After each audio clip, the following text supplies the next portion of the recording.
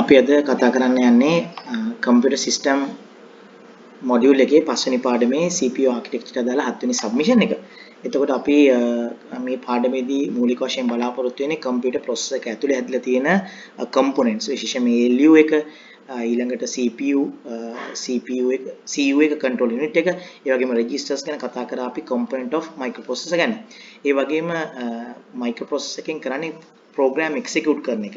ඒ program අපිට ගෙන්න ගන්න වෙන්නේ memory එකකින්. ඒතර memory එකේ ඉඳන් CPU එකටත් ඒ වගේම input output device වල ඉඳන් memory එකට ඒ වගේම storage එකේ memory වලට මේ හැමතැනම data transfer කරන්න වෙනවා. මේ data transfer කරන්නේ bus system එක හරහා. එතකොට මේකෙදි අපි bus system එක ගැන කතා කරා.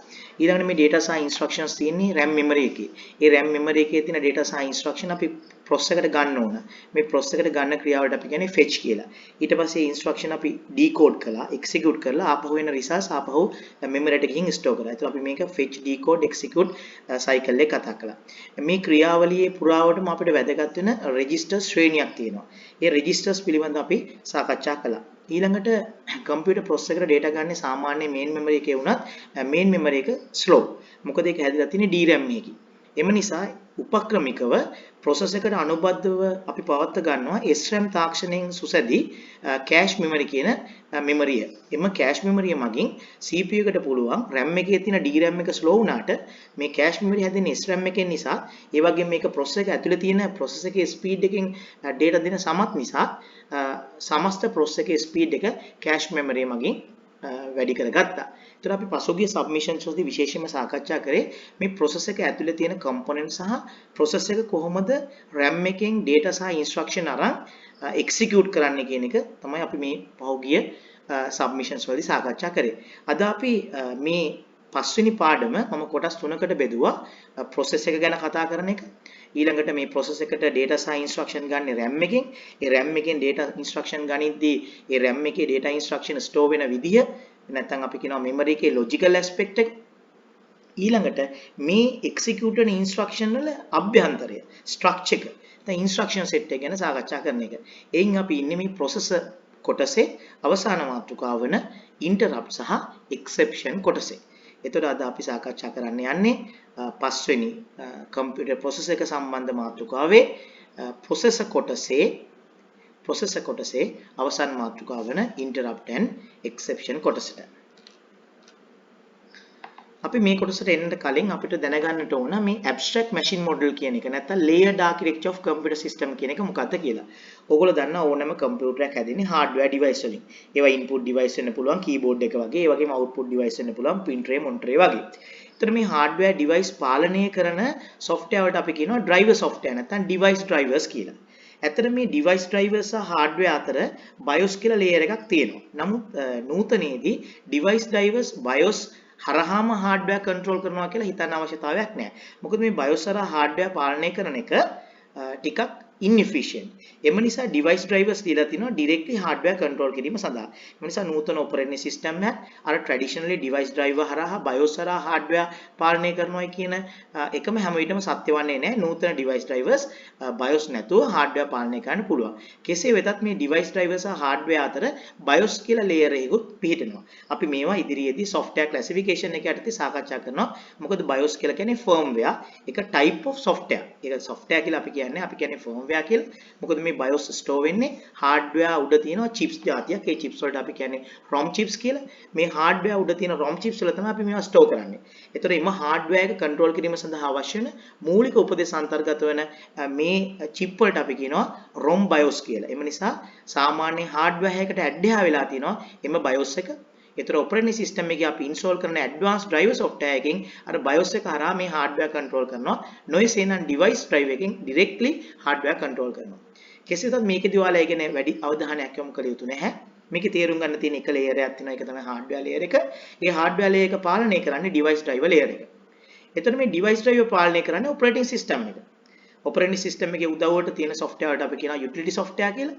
ඒතර ඒ අනුව system software, utility software ඊළඟට device drivers මේ BIOS වලට අපි කියන්නේ firmware කියලා. ඊට අමතරව මේ operating system එක උඩ run වෙනවා application programs. ඒතර user interact වෙන්නේ application program එක්ක. මොනවද මේ application program? user සින්දුවක් අහන්න ඕන නම් Windows Media Player ගන්නවා. user photo එකක් edit කරගන්න ඕන නම් Adobe Photoshop ගන්නවා. user ලියුමක් type කරගන්න ඕන නම් Microsoft Word ගන්නවා.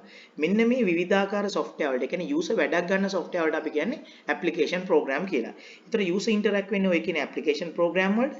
මේ application program operating system හරහා, device driver හරහා, BIOS හරහා තමයි hardware එක access කරන්නේ. උදාහරණයක් වශයෙන් user photo එකක් edit කරලා ඒ photo එකේ print out එකක් ගන්න ඕන නම් user photo එක edit කරගන්නේ Adobe Photoshop ලව්වා. Adobe Photoshop print එක ගන්න operating system එක නැත්නම් Windows ට කියලා printer drive එකේ BIOS chip එක හරහා printer එක පාලනය කරනවා. එතකොට මේ වැඩේම අපිට කරන්න පුළුවන් Word අපි user ලියුමක් type කරා නම් Microsoft Word වලින් Word වලට print out එකක් ගන්න ඕනහම එයා operating system එක නැත්නම් Windows ලව්වා අදාළ printer drive එක මගින් printer එක හා සම්බන්ධ BIOS chip වල තියෙන මූලික commands පාවිච්චි කරලා printer එක පාලනය කරලා print out එක ගන්නවා. ඒතර මේක තමයි layered model නැත්නම් user ගේ සිට printer එක දක්වා hardware layer ටිකේ එක් layer එක සකස් වෙලා තියෙන්නේ කොහොමද? විශේෂයෙන්ම user, application software, system software, device drivers, BIOS, hardware. මේකට අපි කියනවා abstract machine model නැත්නම් layered architecture කියලා. මේ layered architecture එකේදී ඔයගොල්ලෝ තේරුම් ගන්න ඕන වැදගත්ම දේ තමයි මේ operating system එකක් එකම වෙලාවේ විවිධ program කීපයක් run කරන්න ඉඩ දෙනවා. මේකට අපි කියනවා concurrent processing කියලා. මේ concurrency processing කියන්නේ උදාහරණයක් ගමු අපි. ඔයා Adobe Photoshop වල photo එකක් edit කර ඉන්න අතරේ ඔයාට පුළුවන් Windows Media Player ලව්ව සින්දුවක් අහන්න. එතකොට මේ අවස්ථාවේදී Windows Media Player එකත් run වෙනවා. ඊට අමතරව Adobe Photoshop උත් run වෙනවා. එතකොට මේ අවස්ථාවේ application program දෙකක් run වෙනවා. එතකොට මේ application program කීපයක් run වෙන මේ concurrent අවස්ථාවක නැත්නම් simultaneous processing කියලා අපි මේකට කියනවා. concurrent processing නැත්නම් parallel processing කියනවා. මේ multiple application run වෙන අවස්ථාවක ඒ එක් application එක hardware use කරන්නේ operating system එක හරහා. මොකද application program වලට directly hardware access කරන්න බෑ. application program operating system හරහා device drive වලින් තමයි මේ device පාලනය කරන්නේ. එතකොට දැන් print out එක අරගන්න ඉඩ දෙන්නේ Microsoft Word ද එහෙම නැත්නම් Adobe Photoshop ද කියන එක තීරණය කරන්නේ operating system. එහෙනම් operating system එකේ එක වැදගත් duty එකක් තමයි multiple application execute වෙන අවස්ථාවක ඒ එක් application එකට underlying hardware භාවිතා කරද්දී ඇති වෙන්න පුළුවන් conflict නැති කරන එක. ඒ කියන්නේ එක්කෙනෙකුට යම් වෙලාවක් දීලා ඊට පස්සේ තමයි අනිත් කෙනාට දෙන්නේ. මේකට අපි කියනවා resource sharing කියලා. එතකොට hardware resource එක විවිධ program වලට share කරලා දෙන එක ඒ conflict අවම කරලා ඒක වගකීම පැවරෙන්නේ operating system එකට. ඒක මේ architecture layer එකේදී ඔයාලා තේරුම් ගන්න ඕන කාරණයක්. දැන් අපි යමු මේ interrupt සහ exception කියන්නේ මොනවද කියලා තේරුම් ගන්න. ඕනෑම program එකක් execute වෙද්දී abnormal situation මතුවෙනවා. මෙන්න මේ abnormal situation වලට එහෙම නැත්නම් normal execution එක alter වෙනවා. alter කියන්නේ වෙනස් වෙනවා. normal execution එක alter වුණොත් අන්න ඒකට අපි කියනවා exceptional situation එකක් කියලා. events that alter the normal execution of a program. අපි මේ interrupt සහ exceptions කොටස් දෙකකට වෙන් කරනවා. එකක් interrupt කියලා කියනවා, අනිත් එක exception කියලා කියනවා. interrupt කියලා කියන්නේ process එකකින් එළියේ සිද්ධ වෙන ක්‍රියාවලියක් නිසා මතුවෙන දෙයක්. ඒතර outside the processor. process එකකින් එළියේ සිදු වූ දෙයක්. process එකට එළියේ තමයි මේකට හේතුව, cause එක. ඊළඟට exception ගත්තාම exception වලට හේතුව වන්නේ inside the processor. ඒ කියන්නේ process එක ඇතුලේ තියෙන මොකක් හරි ඇතුලේ ක්‍රියාවලියක ඵලයක් ලෙස තමයි මේ normal execution එක alter වෙන්නේ. එතකොට මේ ක්‍රියාවලිය මොක වුණත් අවසානයේ සිද්ධ වෙන්නේ මොකද්ද? සාමාන්‍ය execution mode එක වෙනස් වෙනවා. ඒ සාමාන්‍ය execution එක වෙනස් වෙන්නේ ඇයි? එක්කෝ process එකට එළියේ තියෙන දෙයක බලපෑමක්, එහෙම නැත්නම් process එක ඇතුලේ සිදු වූ ක්‍රියාවලියක්. process එකට එළියේ සිදුවෙන ක්‍රියාවලිය වල වර්ග දෙකක් තියෙනවා. එකක් hardware interrupts, අනිත් එක software interrupts. උදාහරණයක් වශයෙන් ඔයාලා keyboard එකෙන් key එකක් press කරනවා. ඒතර keyboard එකෙන් key එකක් press කරපුවාම process එකට මේක සංවේදනය වෙනවා. ඒතර process එකට මේක සංවේදනය වෙන්නේ keyboard එකෙන් interrupt request එකක් යවනවා. ඒතර CPU එක දන්නවා මෙන්න interrupt එකක් ඇවිල්ලා කියලා. ඒතර මේ interrupt එක ආවේ CPU එකකින් ඉඳන් නෙමෙයි. අර external input output device එකකින් ඉඳන්.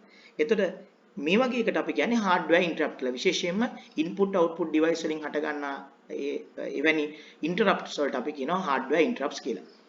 ඊළඟට අපිට software interrupts වලට උදාහරණයක් දෙන්න පුළුවන්. අපි හිතමු Adobe Photoshop වලින් print command එකක් දෙනවා.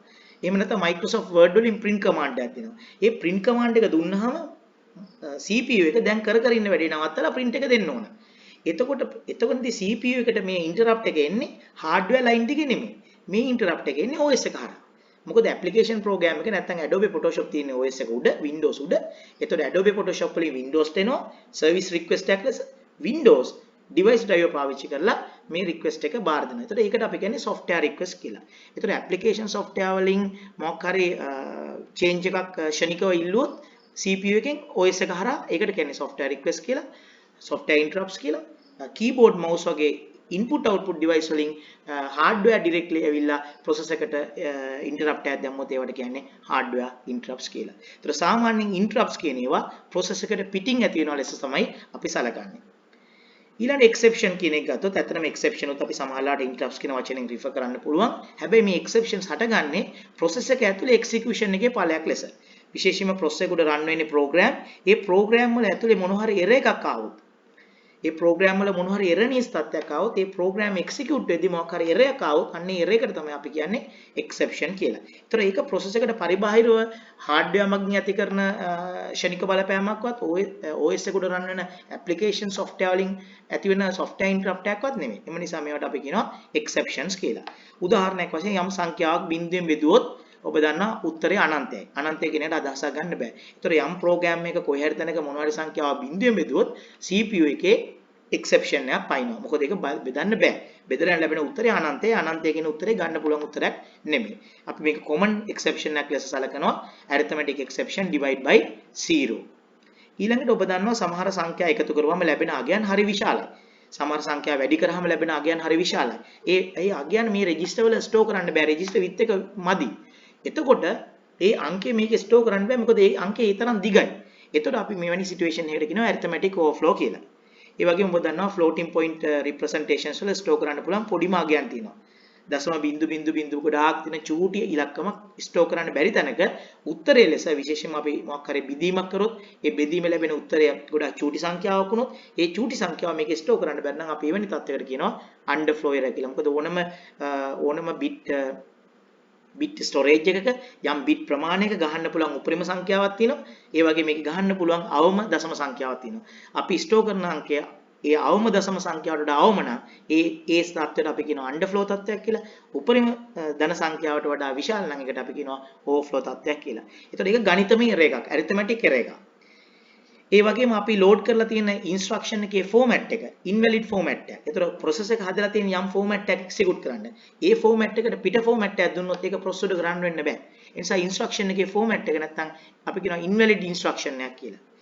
ඒ වගේම ඊළඟට run වෙන්න තියෙන instruction එකේ address එක. එහෙම address එකක් ඇත්තෙත් නැහැ. ඒතකොට RAM එකේ එහෙම address එකක් නැහැ. ඒ නැති address එකක් අපි execute කරන්න උත්සාහ කරනවා. ඒතකොට ඒකත් erroneous තත්ත්වයක්. ඒ වගේම user ට පුළුවන් යම් situation වලදී program execution එක එකපාර ෂණිකව abrupt කරන්න නැත්නම් නවත්තන්න. මේකට අපි කියනවා user defined break points කියලා. ඒතකොට ටක් ගාලා එයා සාමාන්‍ය flow එකෙන් ඉවත් වෙනවා. මේවට අපි කියනවා exceptions කියලා. එහෙනම් සාමාන්‍ය flow එක alter වෙන අවස්ථාවලට normal program එකක් execute වෙගෙන යන අතරතුරේ ඒ normal program execution එක එකපාරට වෙනස් වෙන සාධක වලට කියනවා interruptions interrupts exceptions කියලා. interrupt වර්ග දෙකයි. ඒවා hardware interrupts නැත්නම් software interrupts කියලා වර්ග කරන්න පුළුවන්. අපි මොකක් හරි සින්දුවක් අහන අතරතුරේ keyboard එකේ මොකක් හරි press කරොත් CPU එක ඒක alert කරනවා. ඒකට අපි කියන්නේ hardware interrupt එක කියලා. අපි සින්දුවක් අහන වෙලාවක word වල print button එක click කරොත් එතකොට print out එක එන්නට ඕන. ඒ අනුව CPU එකට ඒ බව දැනුම් දෙන්නට ඕන. ඒක CPU එක දැනුම් දෙන්නේ application software එක OS එකට දැනුම් දෙනවා. OS එක CPU එකට දැනුම් දෙනවා. එවැනි අවස්ථාවක අපි එකට කියන්නේ software interrupts කියලා. ඊළඟට CPU එකේ program execute වෙන අවස්ථාවල program වල මොන හරි එකක් නිසා CPU එකේ සාමාන්‍ය flow එක බිඳ වැටුනොත් අනපේක්ෂිත තත්ත්වයකට මුහුණ දුන්නොත් ඒකට අපි කියන්නේ exceptional situation එකක් කියලා. අපි interrupts සලකන්නේ පොදුවේ outside of the processor, exceptions සලකන්නේ inside of the processor. අපිට ඊළඟට ඊට වැදගත් දෙයක් තමයි මේ interrupt request line කියන ඒවා නැත්නම් IRQ line කියන ඒවා. මේක ඊට වැදගත් කම්පියුටරට සම්බන්ධ වෙන සියලුම input output device වලට අනිවාර්යයෙන්ම unique line එකක් sign වෙන්නට ඕන. ඒ unique line එකට අපි කියනවා interrupt request line කියලා. මේක physical line එක. කියන්නේ භෞතිකව අල්ලන්න පුළුවන් කම්බියක්. ඒතර හැම device එකකින්ම මේ line එකක් එනවා bus path දිගේ එන්නේ. මේ line එක එන්නේ අපි මේකට කියනවා interrupt controller කියලා. එතකොට ඕනෑම device එකක් මොකක් හරි සංඥාවක් එවනවා නම් ඒක ඉස්සෙල්ලා මෙවන්නේ interrupt controller ට. එතකොට අපි හිතමු keyboard එකයි mouse එකයි දෙකම එක වෙලාවේ සංඥාවක් එවනවා ඔන්න මම මොන හරි එවනවා කියලා.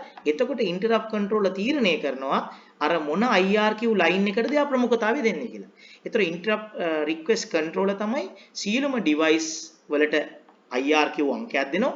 ඒ IRQ අංකයෙන් එන signal එක මත යා තීරණය කරනවා මොන IRQ එකට ප්‍රමුඛතාවය නැත්නම් priority දෙනවා. අපි කියනවා priority to incoming IRQs.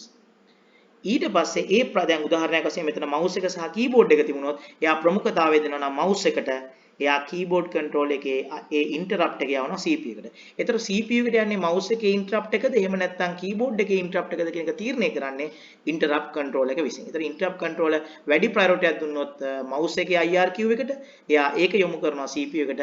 එහෙම නැත්නම් keyboard එකේ IRQ එකට දුන්නොත් එයා ඒක යොමු කරනවා. ඒතර මෙතන ඔබට හම්බ වෙනවා හැම device එකටම separate ID එකක් සමග භෞතික line එකක් physical line එකක් හම්බ වෙනවා. ඒකට කියනවා අපි interrupt request line කියලා. ඒතර මේ එකම interrupt request line එක device දෙකකට දුන්නොත් එතන conflicts මතුවෙනවා. ඒතර මේ ක්‍රියාවලිය අපි පොඩ්ඩක් තවදුරටත් කතා කරොත් ඔබට මේකෙන් ඔක දකින්න පුළුවන් මෙතන CPU එකේ මෙන්න මෙතන තමයි අපි හිතන්නේ interrupt controller ඉන්නවා කියලා. එතකොට විවිධ device වලින් මෙතන device 1, device 2, device 3 කියලා තියෙනවා. මේකෙන් interrupt request එක එනවා. මේකෙන් interrupt request එක එනවා. මේකෙන් interrupt request එක එනවා. හැබැයි interrupt request controller IRQ controller එකකින් priority දීලා එකක් තෝරගෙන CPU එකට යවනවා. ඒතකොට CPU එකේ තියෙනවා interrupt acknowledgement control එක. එතකොට මේ තෝරගත් එකට acknowledgement එකක් යවනවා ඔයා දැන් ඉවන්න කියලා. එතකොට මේ device එක අදාළ data ටික data bus එක දිගේ computer ඇතුළට CPU එක ඇතුළට එවනවා. එතකොට CPU එකට මොන device එකෙන්ද data එන්න ඕනේ? දැන් මේ device එකත් try කරනවා data එවන්න, මේ device එකත් try කරනවා data එවන්න data bus එක දිගේ. හැබැයි data bus එක දිගේ මොන device එකද තීරණය වෙන්නේ? interrupt acknowledge ආවේ කොයිකටද කියන එක මත. ඒතර interrupt acknowledge එකේ ඉන්නේ interrupt controller තීරණය කරනවා මොන device එකද CPU එකට යවන්නේ. ඒ අනුව CPU එක interrupt acknowledgement එක එවුවාම අදාළ device එක data bus එක දිගේ process එකට data එවනවා. මේක ඇත්තටම ලොකු දෙයක් ඔයගොල්ලන්ට ඉගෙන ගන්න නෑ. හැම device එකටම වෙනම line එකක් තියෙනවා. ඒ line එකට IRQ address එකක් දෙනවා. ඒ IRQ address එක device එකෙන් device එකට වෙනස්. එතකොට interrupt request controller තමයි තීරණය කරන්නේ මොන device එකට CPU එකට interrupt කරන්න දෙනවද? mouse එකේ input එක දෙනවද? නැත්නම් keyboard එකේ input එක දෙනවද? IRQ control එක තීරණය කරාට පස්සේ CPU එක විසින් අදාළ device එකට message එකක් එවනවා acknowledgement එකක්. ඔයා දැන් එවන්න කියලා. එතකොට device එක අදාළ data ටික CPU එකට එවනවා. මේකට අපි කියනවා interrupt request controlling ක්‍රියාවලිය කියලා. ඊළඟ අවසාන වශයෙන් අපිට කතා කරන්න තියෙනවා කොහොමද CPU එකක් interrupt එකක් handle කරන්න කියලා. ඕනම interrupt එකක් නැත්නම් exception එකක් ඒ දෙකම ව්‍යවහාරික වශයෙන් සමාන අදහසක් තියෙනවා. ඕනම interrupt එකක් exception එකක් සිද්ධ වුණොත් සාමාන්‍ය flow එක execution එක බිඳ වැටෙනවා. ඒ කියන්නේ ඔයගොල්ලෝ දන්නවා process එකක් ඇතුලේ සාමාන්‍ය ක්‍රියාවලිය fetch decode execute. මේ fetch decode execute store කියන cycle එක යම් තැනක බිඳ වැටුනොත් එකපාර ඒ flag register එක නැත්නම් status register එක update වෙනවා. එතකොට status register එක update වෙන්නේ particular සංඛ්‍යාවකට. මේ සංඛ්‍යාවකට මේ value එකට අපි කියනවා interrupt code එක කියලා. එතකොට මොකක් හරි interrupt එකක් ඇති වුණොත් එම interrupt එකට අදාළ interrupt code එක flag register එකට update වෙනවා. එතකොට process එක CPU එක මොකද කරන්නේ? එයා ඉස්සෙල්ලාම flag register එකේ තියෙන අර interrupt code එක කියවනවා. ඊට පස්සේ මේ හැම interrupt code එකටම වෙනම interrupt handler කෙනෙක් ඉන්නවා. interrupt handler කියන්නේ procedure එකක් නැත්නම් function එකක්. step by step ලියලා තිනවා මොකද්ද වෙන්න ඕනේ කියලා. හැම interrupt code එකටම වෙනම interrupt handler කෙනෙක් ඉන්නවා. එතකොට අර flag register එකේ තියෙන interrupt code එක ගත්තාම ඒ interrupt code එකට අදාළ interrupt handler කවුද කියලා හොයාගන්න පුළුවන්. ඒක වෙනම table එකක store කරලා තිනවා. මේ interrupt code එකට මේ interrupt handler, මේ interrupt code එකට මේ handler. ඒ අනුව flag register එක නැත්නම් status register එකේ තියෙන code එක බලලා CPU එකට තීරණය කරන්න පුළුවන් මේකට කාවද execute කරන්න ඕන. අන්න CPU එක අදාළ interrupt handler load කරනවා. load කරලා execute කරනවා එම handler. එතකොට ඒ අනුව මොකක්ද ඊළඟට සිදුවිය යුත්තේ අන්න තීරණය කරන්නේ අර handler එකේ ලියලා තියෙන කරුණු steps ටික මත. සාමාන්‍යයෙන් interrupt එකක් නැත්නම් exception එකක් ඔක වුණොත් CPU එක සමස්ත program එක execute කිරීම නවත්තලා program එකෙන් අහක් වෙන්න පුළුවන්. escape වෙන්නත් පුළුවන්. නැත්නම් ආපහු program එකේ යම් restore තත්වයකට restore වෙන්නත් පුළුවන්. ඒ නිසා exception එකක් හරි interrupt එකක් හරි ඔක වුණොත් CPU එක එක්කෝ ප්‍රෝග්‍රෑම් එක්සිකියුෂන් එකෙන් සම්පූර්ණයෙන්ම ඉවත් වෙනවා. එහෙම නැත්නම් නැවත ආපසු ප්‍රෝග්‍රෑම් එකට රිටර්න් වෙනවා. මේ දෙකෙන් ඕනම එකක් වෙන්න පුළුවන්. ඒක තීරණය වෙන්නේ ඉන්ටරප්ට් හැන්ඩල් එකේ මොකක්ද අරගන්න තීරණය මත. ඉන්ටරප්ට් හැන්ඩලර් කියන්නේ ආපසු ප්‍රෝග්‍රෑම් එක ලෝඩ් වෙන්න නම් ආපසු ප්‍රෝග්‍රෑම් එක ලෝඩ් වෙයි. ඉන්ටරප්ට් හැන්ඩලර් ප්‍රෝග්‍රෑම් එකෙන් ඉවත් වෙන්න කියනවා නම් ප්‍රෝග්‍රෑම් එකෙන් ඉවත් වෙනවා. මේකට අපි කියනවා ඉන්ටරප්ට් හැන්ඩලින් කියලා. ඉන්ටරප්ට්ස් එක් සහ එක්සෙප්ෂන් සම්බන්ධව පසුගිය පාස් පේපර්ස් වල තියෙන ප්‍රශ්න දිහා බලපුවම එකම වගේ ප්‍රශ්න ටිකක් තියෙන්නේ. 2017 22 වෙනි ප්‍රශ්නෙට ගියොත් which of the following will not be triggered within the processor as an interrupt.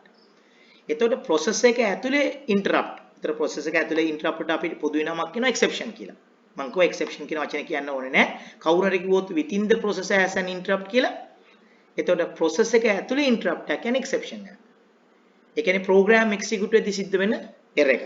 හැබැයි අහන්නේ will not be කියලා. එතකොට එහෙනම් process එක ඇතුලේ interrupt නොහොත් exception එකක් නොවන්නේ will not arithmetic errors ඇතින්නේ process එක ඇතුලේ program execute කරද්දී. overflow errors underflow errors එන්නේ process එක ඇතුලේ arithmetic logical unit එකේ process කරද්දී. invalid instruction එකක් එන්නේ format එක වැරදි instruction එකක් ගිහිල්ලා process එකේ decode වෙද්දී. decode කරන්න බෑ. ඊළඟ user defined break point එකක් කියන්නේ program එකේ කොහේ හරි තැනක මොකක් හරි condition එකක් තෘප්ත වුණාම එයා වෙන තැනකට යනවා.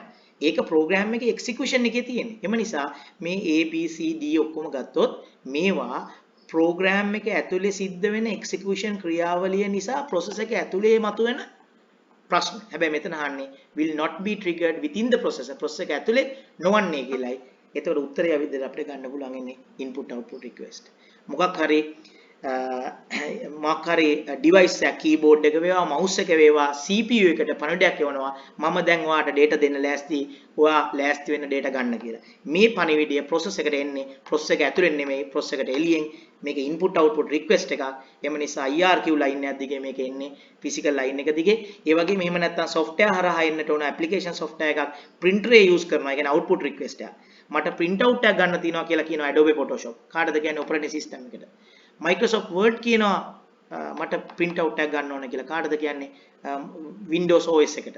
එතකොට Windows OS එක CPU එකට දෙනවා. එතකොට CPU එකට ආවේ Windows OS එක හරහා අපි වල කියනවා software request කියලා. සාමාන්‍ය input request එන්නේ hardware request. ඒ කියන්නේ IRQ line හරහා.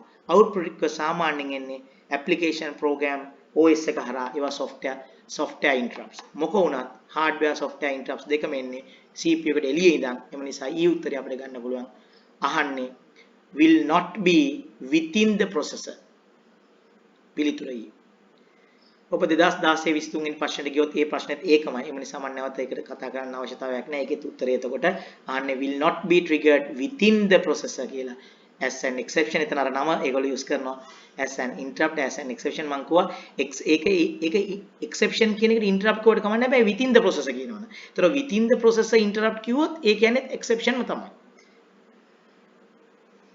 අපි 2013 23 වෙනි ප්‍රශ්නෙට ගියොත් which of the following reasons will not trigger interrupts. interrupts will not trigger interrupts. interrupt trigger කරන්නේ නැත්තේ මොනවද කියලා අහනවා. arithmetic underflow or overflow. මෙතන triggers interrupt නේ කියන්නේ නැහැ නේ මේක within the processor ද නැත්නම් outside the processor කියලා. මම කියන්නේ within the processor කිව්වත් outside the processor කිව්වත් මේ දෙකම අපි සලකන්නේ interrupt ලෙස. exceptions are also interrupts. හැබැයි within the processor. එතකොට IO request are out of the processor. එහෙම නිසා මෙතන එයාලා ස්පෙસિෆයි කරන්නේ නැහැ මේ inside interrupts ද outside interrupts ද. outside interrupts software interrupts ද hardware interrupts ද. එහෙම කියන්නේ නැහැ. එම නිසා අපිට A arithmetic underflow overflow කියන්නේ inside ඇති වෙන exceptional interrupts. user defined breakpoints කියලා කියන්නේ interrupts. arithmetic errors division by 0 වගේ ඒවා interrupts. hardware malfunction කියන්නේ අන්න එළියෙන් එන interrupts. ඒතර ඇත්තටම ABC කියන උත්තර interrupt තමයි. හැබැයි ඒවා CPU එකේ ඇතුලේ සිදුවන interrupts නොත් exceptions. ඒ නිසා ABC යනු ඇත්තටම exceptions. ඒ කියන්නේ internal interrupts. හැබැයි ඊ උත්තරේ ගත්තොත් ඒක external interrupts. ඒ කියන්නේ interrupt. hardware malfunction කියලා කියන්නේ මොකක් හරි IO device එකක සිද්ධ වෙන ක්‍රියාවලියක්. ඒතර hardware malfunction නිසා CPU එකට මොකක් හරි බලපෑමක් ආවොත් පණිවිඩයක් ආවොත් ඒක external interrupt එකක්. හැබැයි මේ ABC කියන ඒවා internal interrupts. අපි internal interrupts වලට කියන්නේ exception කියලා. external interrupts වලට කියන්නේ interrupts කියලා. නමුත් මෙතන පොදුවේ අහන්නේ මේවා internal ඒවාද නැත්නම් within the processor the out of the processor ද කියලා. ඒ නිසා අපිට ABC ත් ගන්න වෙනවා E ත් ගන්න වෙනවා. හැබැයි D කියන්නේ complex logic operation එක. අපේ ප්‍රෝග්‍රෑම් එකේ තියෙන පුළුවන් දශම සංඛ්‍යා වල මධ්‍යයන්‍ය හොයන දශම සංඛ්‍යා වල වර්ගමූලය හොයන ඔය ඕනෑම දෙයක් තියෙන්න පුළුවන්. ඒතර ඒවා සංකීර්ණ ප්‍රොසෙසින් ක්‍රියාවලිය. ඒතකොට ප්‍රෝග්‍රෑම් එක ඇතුලේ ප්‍රොසෙසින් ක්‍රියාවලිය සංකීර්ණ වුණා කියලා ඒක එරර් එකක් නෙමෙයි. ඒ නිසා කම්ප්ලෙක්ස් ලොජික් ඔපරේෂන් එකක් කරා කියලා ඒක එරර් නෙමෙයි. හැබැයි ඔය කම්ප්ලෙක්ස් ලොජික් ඔපරේෂන් එකේදී ඕවර්ෆ්ලෝ එකක් ආවොත් අන්ඩර්ෆ්ලෝ එකක් ආවොත් ඔය කම්ප්ලෙක්ස් ලොජික් ඔපරේෂන් එකේදී ඇරිතමැටික් එක්සෙප්ෂන් එකක් ආවොත් ඩිවිෂන් බයි 0 වගේ ඔය කම්ප්ලෙක්ස් ලොජික් ඔපරේෂන් එකේදී මොකක් හරි තත්ත්වයක් පතු වුණොත් යූසර් ඩිෆයින් බ්‍රේක් පොයින්ට් එකක් දැම්මොත් අන්න එහෙම කම්ප්ලෙක්ස් ලොජික් ඔපරේෂන් එක ඇතුලේ එක්සෙප්ෂන් පයින්න පුළුවන්. හැබැයි ලොජික් ඔපරේෂන් එක කම්ප්ලෙක්ස් වෙන ඵලයෙන් ඒක එරෙන්නේ නැහැ. ඒක ඇතුලේ එරර් පැනීමේ හැකියාව වැඩි. එම නිසා ABC කියන්නේ පැහැදිලිවම ප්‍රෝග්‍රෑම් එක ඇතුලේ පයින්න පුළුවන් එක්සෙප්ෂන්ස් නොහොත් internal interrupts නැත්නම් interrupts within the processor. හැබැයි E කියන්නේ out of the processor interrupts. නමුත් D කියන්නේ සාමාන්‍ය ප්‍රෝග්‍රෑම් එකක්. ඒක කම්ප්ලෙක්ස් වෙන්න පුළුවන් සිම්පල් වෙන්න පුළුවන්. ඒක normal program execution එක. ඒක ඇතුලේ එරර් පැනීම ඉඩකඩක් තියෙනවා. උදාහරණයක් වශයෙන් logic operation program එකේ logic operation එක step by step execute වෙන order එක සංකීර්ණ වෙනවා කියන්නේ මේ එරර් පැනීම ඉඩකඩ වැඩි වෙන්න පුළුවන්. ඒක වෙනම කතාවක්. නමුත් ඒක එරර් එකක් ලෙස සලකන්න බෑ. නිසා D උත්තරේ වැරදි. ABC internal interrupts E external interrupts මේකේ පොදුවේ අහන්නේ interrupt නොවන්නේ මොනවද කියලා. ඒතර මේවා internal interrupts මේවා external interrupt නොවන්නේ මේක උත්තරේ D. 2010 16 වෙනි ප්‍රශ්නෙත් අහලා තියෙන මේ ප්‍රශ්නෙමයි ඊළඟට 2017 23 වෙනි ප්‍රශ්නේ කලින් කරා within the process interrupt එකක් නොවන්නේ. මේ අපි සාකච්ඡා කරේ interrupt සහ exceptions. ඒ කියන්නේ process එකේ සාමාන්‍ය execution එක alter කරන නැත්නම් වෙනස් කරන දේවල් මොනවද? ඒවා වර්ග දෙකයි process එකට එළියෙන් එන ඒවා process එක ඇතුලේ එන ඒවා. process එක ඇතුලේ තියෙන ඒවාට නැත්නම් internal interrupts වලට අපි පොදු නමක් කියනවා exception කියලා. විශේෂයෙන්ම division by 0, arithmetic overflow underflow errors, invalid instruction, invalid address, user defined breakpoints මේවා program එක execute වෙද්දී වෙන දේවල්. එළියෙන් එන ඒවා විදිහට හඳුන්වන්න පුළුවන් hardware වලින් එන ඒවා. උදාහරණයක් වශයෙන් keyboard එකේ key එක press කරපුවම mouse එකේ button එක press කරාම CPU එකට පණිඩයක් එනවා IRQ line දිගේ. ඒවට කියනවා hardware interrupts කියලා. ඒ වගේම අපි ගිහිල්ලා Microsoft Word වල print button එක click කරාම, ඒ වගේම Adobe Photoshop වල print button click කරාම, ඒ application program වලින් OS එකට දෙනවා පණිඩයක් service request එකක් මට printer ඕනයි කියලා. OS එක device driver පාවිච්චි කරලා CPU එකට කියනවා අන්න printer on කරන්න කියලා. එතකොට ඒවට කියන්නේ software interrupts කියලා. මේ අපි සාකච්ඡා කළේ computer system module එකේ පස්වෙනි පාඩමේ process එක ඇතුලේ organization structure එක සහ ඒ process එක කොහොමද RAM එකේ memory එක read කරමින් instruction fetch කරමින් ඒක execute කරන්නේ. එතකොට processor part එක අපි කතා කළා. ඊළඟට අපිට කතා කරන්න තියෙනවා memory එකේ logical memory data සහ instruction කොහොමද ඒක store වෙන්නේ සහ ඒක retrieve කරන්නේ. ඒ වගේම ඔය fetch කරන execute කරන බලාපොරොත්තු වෙන instruction වල ස්වභාවය කුමක්ද කියන කොටස් මේ පාඩමේ කොටස් තුනක් තියෙනවා. processor memory instruction එයින් අපි processor කොටස සාකච්ඡා කරලා අවසන්. ඊළඟට අපි memory කොටසට සහ instruction කොටසට යනවා.